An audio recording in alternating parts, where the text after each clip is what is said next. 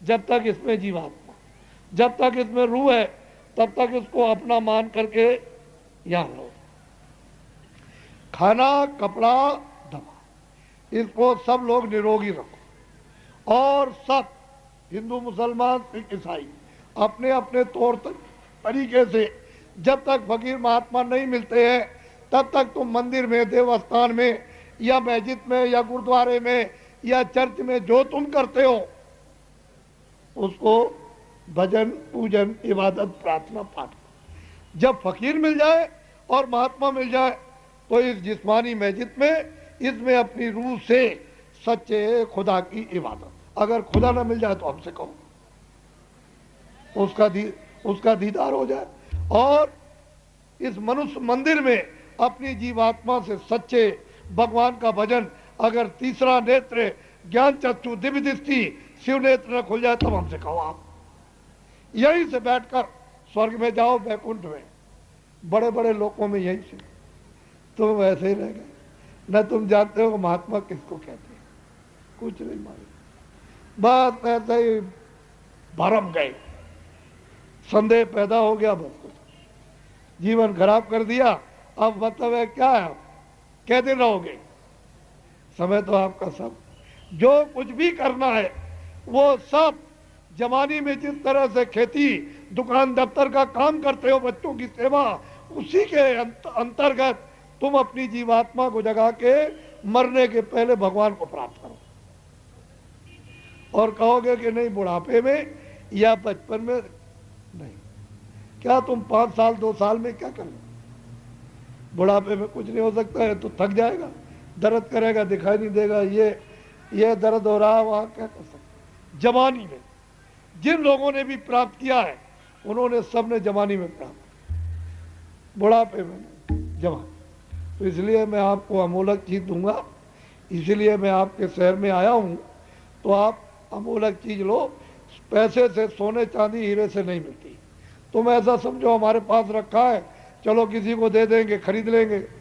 ये आत्म धन पैसे से नहीं खरीदा जाता। उसकी जब दया, कृपा, मेहरबानी होती है तो वह आदेश देता है उन महान आत्माओं को जो उसका दीदार और दर्शन करती हैं, उनसे वो उनको आदेश मिलता है कि इन मानव आत्माओं पर आत्म धन की वर्षा कर दो, तब ये चीज अमोलक मिलती है। ऐसे कहा कुछ, तो आप क्या करो, शाकाहारी हो जाओ। सब हिंदू, मुसलमान, सिख, ईसाई शाकाहारी। शाकाहारी, अशुद्ध आहार मत करो। अनाज, सब्जी, फल, दूध, घी तुम 100 बार खाओ। बाबा जी तुमसे मना करे तब कहना।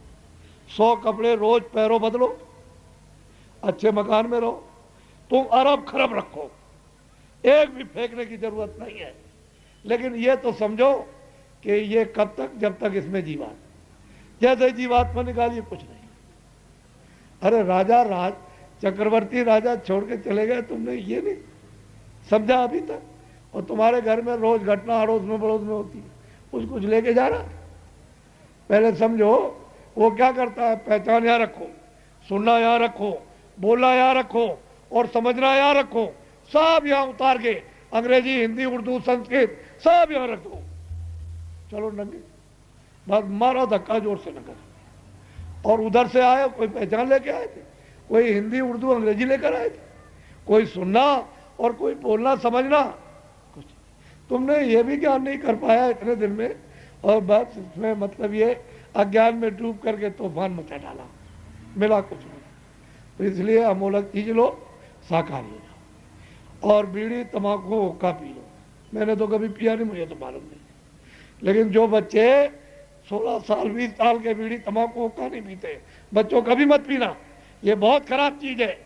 जो पीते हो पी लो, आप पी। ऐसा कोई भी हिंदू, मुसलमान, सिख, ईसाई ऐसा नशा कोई मत करो जिससे आपकी बुद्धि पागल हो जाए। चले जा रहे हो, खंबा खड़ा, सीधा मस्तक लगा तो ये फट गया, मर गए। गड्ढा में चले गए, पैर नीचे गिरे, टांग टूट गई। फिर तुमने माँ को, बाप को और अड़ोस में पड़ोस में सबको गाली गलौज किया। ऐसे न सोच, इन 2 चीजों का ध्यान रखो। बाकी तो आपको मैंने कुछ कहा, साधु कभी बनना नहीं, घर बार कभी छोड़ना नहीं, खेती दुकान कभी छोड़ना नहीं, दफ्तर कभी छोड़ना नहीं, इसी में रहो, कपड़े पहनो, खाना खाओ, बस 23 घंटे तो इसके लिए मेहनत करो और 1 घंटे जीवात्मा के लिए। इतना ही तो आप क्या, और इतना भी नहीं कर सकते हो तो सीधे जाने वाले हो 4 खानों में, 84 लच्छियों में, नरकों में, फिर वहां कोई बचाने वाला है ही नहीं। तो अभी चेत जाओ, नहीं तो आगे भाग तुम्हारा प्यारी, जो नहीं चेतो जोन रही, आगे गड्ढे में जाने वाली। इसलिए अमोलक चीज देना चाहिए जल्दी। जो भगवान का नाम बोलूंगा सब लोग एक साथ एक आवाज में शुद्ध हो, आप इसको ले लो, ये मुफ्त में मिल रही है, समझ लो आप। तो जो भगवान का बड़ी मेहनत करते हैं वो सीधे हैं, सच्चे हैं, और ये विद्या का बोध उनको बहुत जल्दी होगा। मैंने ये काम किया और बहुत काम अभी करके आया हूं, छोटा मोटा काम करके नहीं आया। ये विद्या अब उनको समझ में आई कि ये तो वास्तव में हमारी सनातन विद्या थी, ये तो हमारा असली धन था, और जो हमको लोगों ने बताया नहीं। तो ये है कि इनको बोरे वाले को पकड़ किया, इसमें कोई छुआछूत नहीं। जब भजन करना है, नहीं कहोगे हमको मौका नहीं मिलता है, तो टट्टी तो जाओगे, तो दोनों काम कर लेना, फिर चले आना, चलो हो जाएगा, चलो इसमें भी तुम्हारा भला हो जाए, किसी तरह से तो भला होना चाहिए। लेकिन अब कुछ नहीं करना चाहो तब तो फिर यह है कि फिर तो फिर क्या कोई करेगा। ये मानव शरीर जानवरों की तरह से, इसको खाते हो, सो जाते हो, तुमने जीवात्मा के बारे में कुछ सोच ही नहीं पाया। तो ऐसे तो जानवर भी अपने बच्चों को प्यार करते हैं और पैदा कर देते हैं, तो ऐसा नहीं।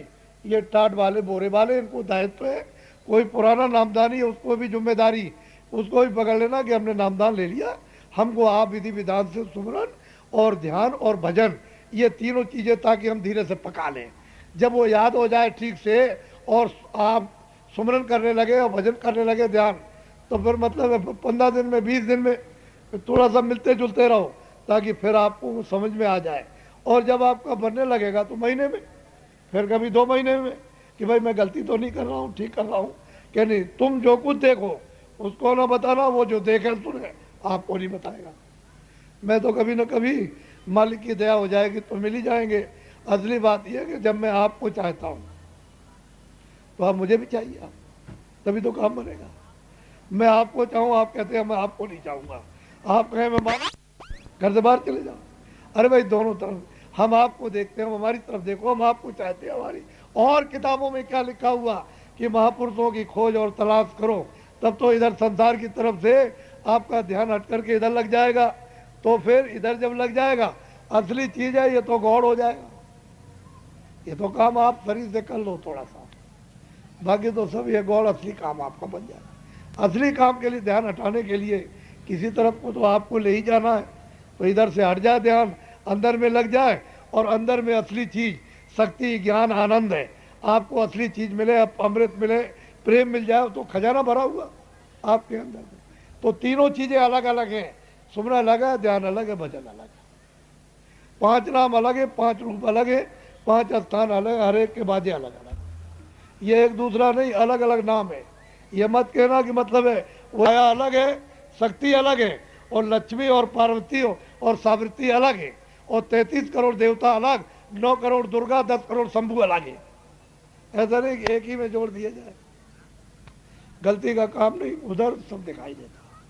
तुम थोड़ी सी निमित्त मात्र, मतलब है कि मेहनत करो, इधर थोड़ी सी मेहनत करो और तुरंत मजदूरी ले लो। 10 मिनट मेहनत करो, तुरंत मजदूरी। 5 मिनट मेहनत करो, फौरन दरवाजे पर मजदूरी। वो तो जब मजदूरी मिलेगी तो फिर साफ हो जाएगा। लेकिन थोड़ा तो निमित्त मात करना, बहुत सीधा, लेट के, बैठ के, खेत में, खलिहान में, कभी 2 मिनट, कभी 4 मिनट, कभी 5 मिनट, तुम ये समय मिलाकर 1 घंटा, और 23 घंटे अपने शरीर के लिए। क्या बड़ी मुश्किल की बात है। बोलो जय गुरुदेव।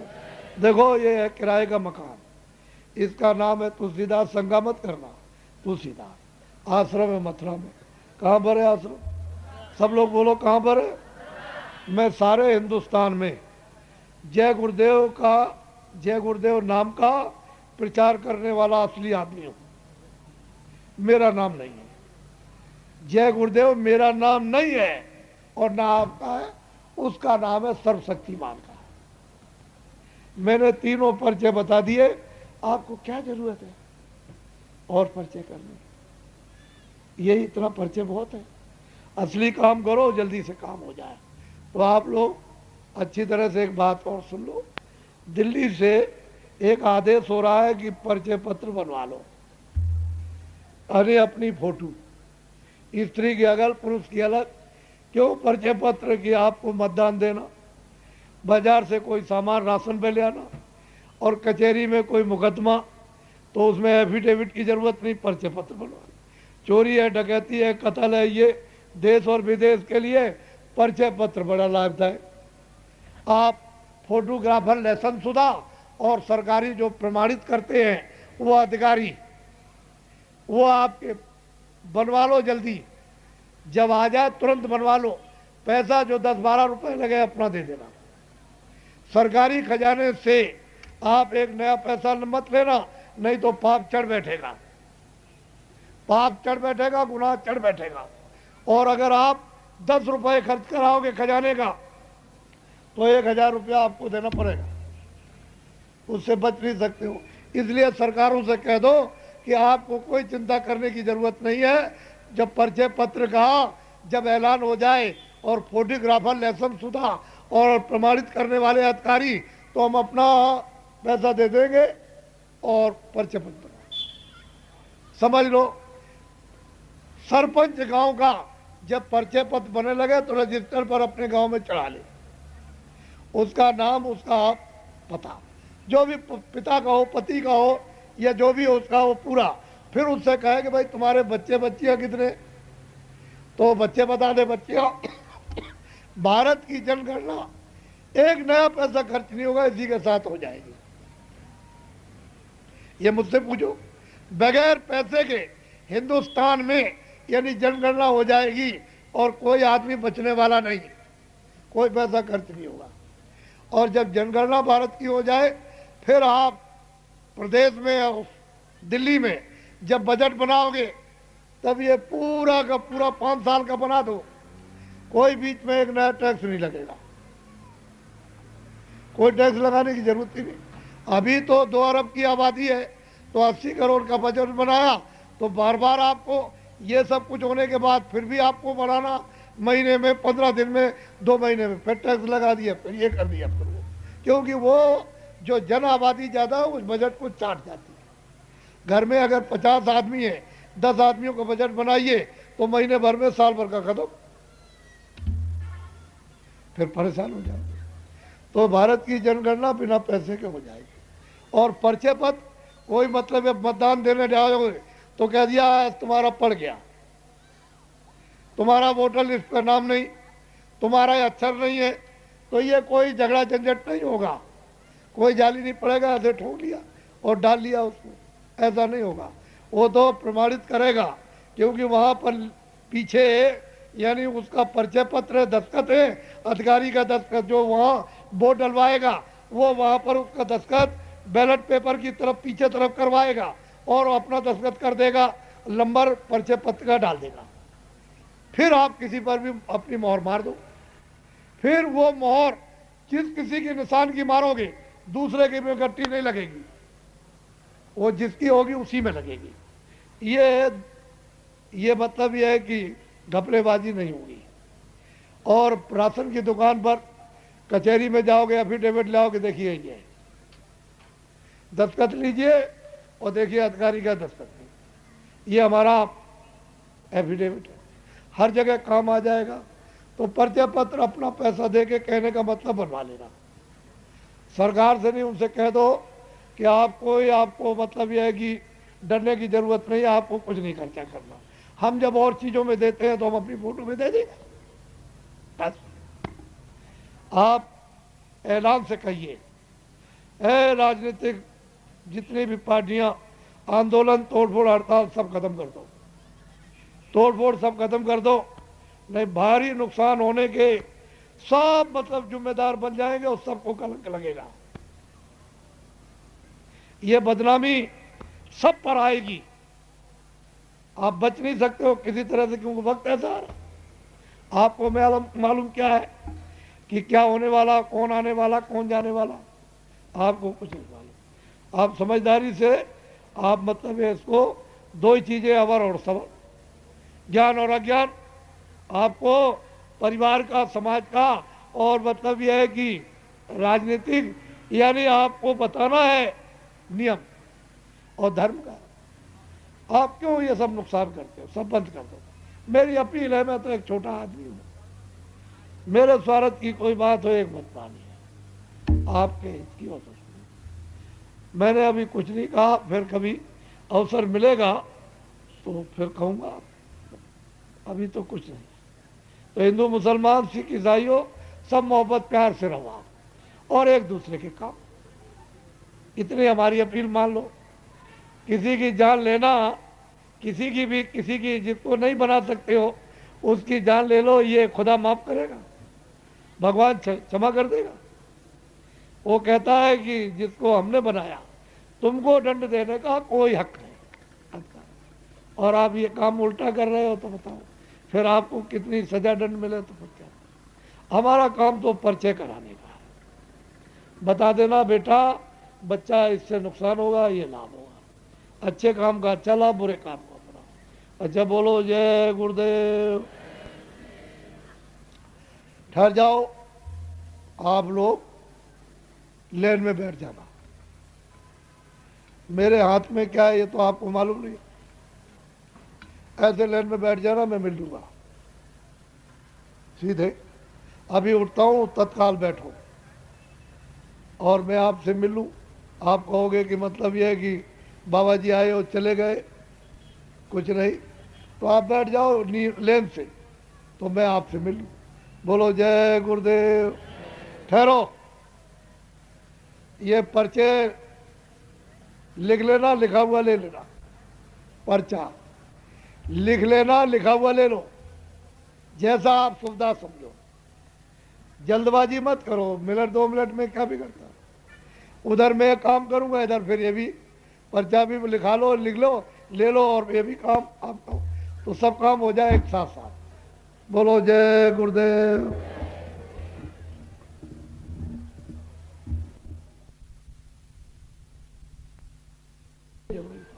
ये उसके बाद की चीज है, ये पहले था तो उसको जो पहले था उसको बात कर दिया, ये चीजें आगे कर ली, तकलीफ तो आपको हो रही। तो हम तो आपके लिए परेशान हैं, हम आपको याद करते रहते हैं। अगर आप मुझे याद कर लो नुकसान क्या? अरे भाई हम आपको याद करते हैं, आप हमको, तो क्या होगा? अरस परस के मेल में वही अगम की सूझ, हमारे आपके याद करने में एक दूसरे को वो खड़ा हो जाएगा, वो ऊपर से हुआ जाएगा। यही तो चाहते हैं कि तुम दोनों आंखों को, दोनों कानों को, दोनों नाक को, मन को, बुद्धि को, चित्त को इधर लगाओ, तो जीवात्मा अंदर बैठ करके और जल्दी से जल्दी कूड़ा कचरा साफ करके उसके सामने खड़ी हो जाए। तभी तो आप आंख खुलेगी, तब तो दीदार दर्शन होगा। आंख नहीं खुलेगा तो दर्शन कैसे, दीदार कैसे होगा? वो तीसरी आंख तो बंद हो गई। तो कोशिश सब आपके लिए की जा रही हर तरह से, लेकिन आप उसको समझ नहीं पाते। तो आप लोगों से मिल लेंगे, अपने को तो करना ही आपका काम, हम तो करते ही रहते, परेशान रहते हैं, मेहनत करते हैं दिन रात। तो आप कतार में बैठ जाओगे तो हम मिल लेंगे और आपकी बात सुन भी लेंगे। कुछ भजन को है, लोग बताते हैं, कुछ तकलीफ है, कोई बीमारी है, कोई कुछ है, नहीं संतोष होता, चलो बाबा जी से कुछ कह देंगे तो हमको कुछ ना कुछ मिल जाएगा, कुछ समझा देंगे, कुछ कह देंगे, अच्छा भाई ठीक है, अच्छा भाई ठीक है, तुम्हारा ठीक, तुमको फायदा हो जाएगा, तुमको लाभ। तो सब तरह के जीव हैं, सब तरह के मनुष्य, सबको सब तरह से संतुष्टि होती है। एक ही दवा अगर बांट दी जाए तो दवा में तो दवा है, काम तो सब मर्जों पर करेगी, लेकिन इतनी जल्दी उनको विश्वास नहीं होगा, श्रद्धा नहीं उनको आएगी, तो धीरे धीरे सब आएगी। बोलो जय गुरुदेव। देखो राजनीतिक जितने भी लोग हो, सब आंदोलन, तोड़ फोड़, हड़ताल बंद कर दो। अगर इस देश को आबाद करना चाहते हो तो, और इस देश को बिल्कुल खत्म करना चाहते हो तो अर्जी मेरी मर्जी आप। मैं तो प्रार्थना ही कर सकता हूँ, और मैं क्या कर सकता हूँ?